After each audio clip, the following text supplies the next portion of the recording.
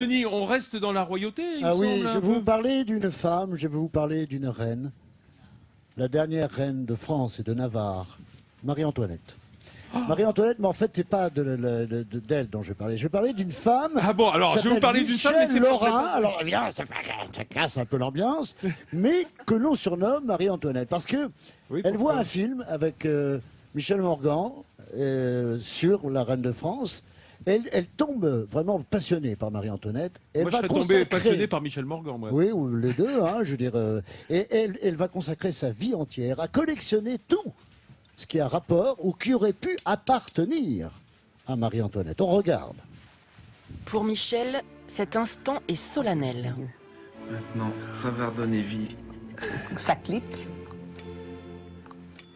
Ce son, Michel ne l'a pas entendu depuis 10 ans.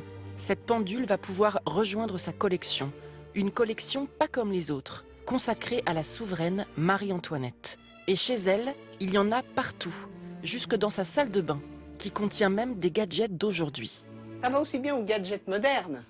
Et en gadgets modernes, voilà des figurines qui viennent de Lady Oscar, le feuilleton japonais. Ça, c'est le dimanche en brocante. Vous savez, les vides-greniers, les figurines, les Marie-Antoinette qu'on vendait en poupées souvenirs. Ça vaut 50 centimes, 1 euro. Et tout ça, ce sont Des poupées à 1 euro, mais aussi des objets très précieux, à l'image de ces écrits d'époque. avec des choses, vous voyez, des lettres. C'est déjà un miracle de pouvoir les mettre là dans un dossier. Il y en a beaucoup qui sont aux archives nationales.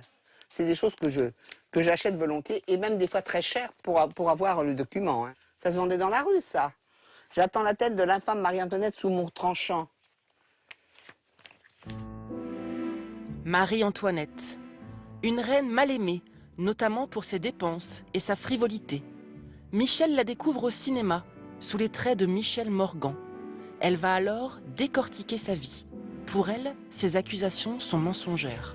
Elle était mal aimée à cause des pamphlets. Elle avait des amants hommes, elle avait des amants femmes. On a raconté tellement de choses. Justement, elle est inattaquable sur ce genre de choses. Donc quand on peut rien écrire sur quelqu'un, on invente. Intarissable sur le sujet, elle devient une référence. En 2006, Hollywood fait même appel à son expertise pour le film Marie-Antoinette de Sofia Coppola, avec l'actrice américaine Kirsten Dunst. Aujourd'hui, c'est une maison d'édition française qui a besoin de ses lumières pour écrire une bande dessinée sur la souveraine. Elle m'a demandé des détails sur la marche, sur le mariage. Mais sur le costume de Louis XVI, j'ai fait une découverte. Alors je suis très contente de moi. Et là, je vais lui répondre parce que j'ai fait une trouvaille. Ces connaissances font également l'unanimité auprès d'autres passionnés d'histoire, comme Marc, antiquaire à la retraite et voisin de Michel. Une collection aussi exceptionnelle. Moi, dans mon métier d'antiquaire que j'ai fait pendant plus de 40 ans, effectivement, j'ai jamais vu quelque chose comme ça. C'est exceptionnel, c'est vrai.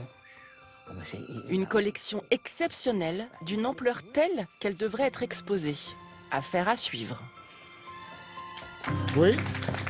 Ça doit faire des jaloux, hein. Oui, bien sûr, c'est à suivre. Elle s'expose déjà cette collection au Japon, et c'est très bien. Et elle avait une passion pour Marie-Antoinette. Marie-Antoinette, qui bien entendu, en tant que reine aussi, était une passionnée de jardin, s'il me semble, et de cuisine. On a beaucoup ri autour d'elle d'ailleurs à propos de ça, mais pas du tout. Elle avait une vraie passion pour le jardin.